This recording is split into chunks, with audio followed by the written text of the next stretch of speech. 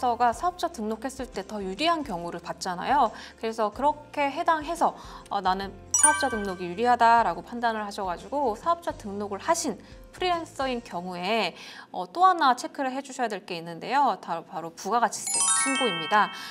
자, 우리 3.3%를 지급받았을 때와 또는 내가 사업자 등록을 통해서 세금 계산서로 수입을 지급받았을 때 그 차이점에 대해서 한번 체크를 해볼게요. 일단 내가 3.3% 원천 징수를 당한 경우에는 내가 예를 들어서 1억 원을 받기로 했다라고 하면 거기에 3.3%인 330만 원을 제하고, 즉 원천 징수를 당하고 나머지만 내 통장에 꽂히게 되죠. 그래서 9,670만 원만 내 통장에 들어오게 되는 것이다. 이게 우리 일반적인 프리랜서 3.3%의 과정이었다면 금액이 좀 커지고 규모가 커지고 그리고 비용 처리를 위해서 사업자 등록을 한 프리랜서다라고 하면 여러분들이 똑같이 1억을 받기로 하셔도 거기에 10% 부가가치세를 더 받으셔야 돼요. 그러면 총 내가 1억 1,000만 원을 받게 되는 것이죠. 그래서 그 업체에게는 내가 세금 계산서를 끊어주게 된다라는 것이죠. 그래서 이 1,000만 원은 그러면은 내가 돈 더 받게 되는 거 아닌가요? 근데 아닙니다. 실질적으로 내가 결과적으로 받는 것은 1억 동일합니다만 이 1,000만 원 더 받는 건 뭐냐면 부가가치세라고 해서 이 1,000만 원은 그대로 내가 부가세 신고할 때 국가에다가 납부를 하게 되는 그런 금액이 되는 거죠. 그래서 부가세 신고는 언제 한다고 했죠?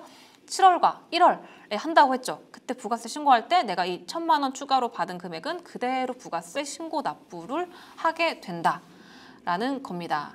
다만 그 부가세 신고하기 전까지 그 몇 개월, 다만 몇 개월 동안 이 1,000만 원에 대해서 그래도 내가 통장에 임시적으로 갖고 있는 금액이기 때문에 자금 활용에 조금 더 유리하다라는 측면도 고려해 보실 수가 있겠죠.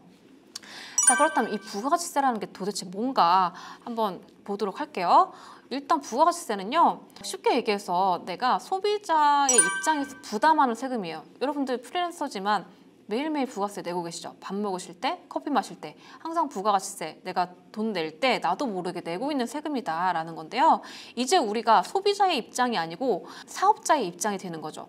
그래서 나의 매출 금액, 즉 아까 전에 얘기했던 그 1억 원이 매출이 되는 것이고 거기에 10% 따로 받은 것 1,000만 원, 그게 매출에 대한 세액이 되겠죠. 그것을 매출 세액이다 라고 표현을 하고 그 1,000만 원은 내가 그대로 신고 납부해야 된다 라고 말씀드렸죠. 그래서 이거는 1,000만 원 내가 더 받았어도 이거는 나의 돈이 아니다. 내가 그냥 임시로 보관만 하고 있는 금액이다 라는 것이고, 이 금액을 그대로 내는 것이 원칙이지만 다만 내가 그러면 사업과 관련해서 나도 부담한 세금이 있다.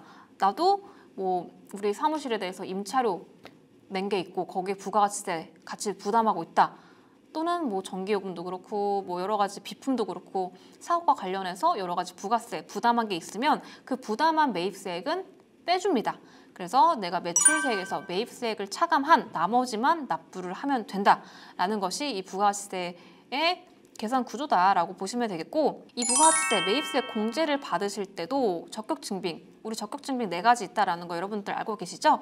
이거 똑같이 적용이 됩니다. 그래서 이거 중에 하나를 받으셔야 뭘 받을 수가 있다? 부가가치세, 매입세 공제를 받으실 수가 있다. 자, 그럼 부가가치세는 언제 신고 납부를 할까요? 부가가치세는요, 1년을 반으로 나눠서 상반기는 1기라는 표현을 쓰고 하반기는 2기라는 표현을 씁니다. 그래서 1월부터 6월까지에 대한 여러 가지 부가가치세, 매출세액과 매입세액을 계산해서 그 해당하는 기간에 대해서는 7월 25일까지 신고 납부를 해주시면 되겠고, 반대로 하반기에 관련된 거는 7월부터 12월에 대한 신고 내역이죠. 거기에 대해서는 다음 해 1월 25일까지 신고 납부해 주시면 되겠습니다.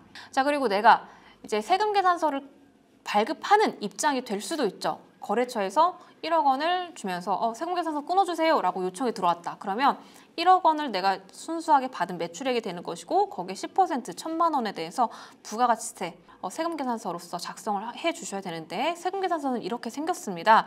그래서 상단에 공급자라는 칸이 보이시죠? 이거는 나에 대한 내역을 쓴다라는 거죠. 나의 사업자 등록번호와 상호 쓰시면 되고, 그리고 오른쪽 보시면 공급받는 자라고 되어 있죠. 상단 오른쪽 보시면 거기에 등록번호라는 것은 그 나의 거래 상대방의 사업자 등록번호를 얘기하는 겁니다.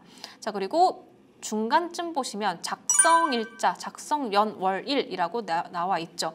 이 날짜도 반드시 적어주셔야 되겠고, 그리고 제일 중요한 게 공급가액과 세액 중간쯤 보시면 요 네 가지가 없으면 또는 누락이 됐거나 잘못됐으면 올바른 세금 계산서로 봐주지 않습니다. 그래서 반드시 요 네 가지는 정확하게 들어가 주셔야 적법한 세금 계산서로서 인정을 받을 수가 있다라는 점 꼭 참고를 해주시면 되겠고요. 요즘에는 홈택스로 발급 많이 하시죠. 그래서 홈택스로 편하게 발급하실 수 있다. 사이트 보시면 거기에 이제 밑에 보시면 전자세금계산서 발급이라는 하단의 중간쯤 보시면 메뉴 보이시죠? 세금계산서를 전자로 간편하게 발급하실 수가 있다. 자, 이렇게 해서 우리 프리랜서에서 사업자 등록을 하셨을 때 부가가치세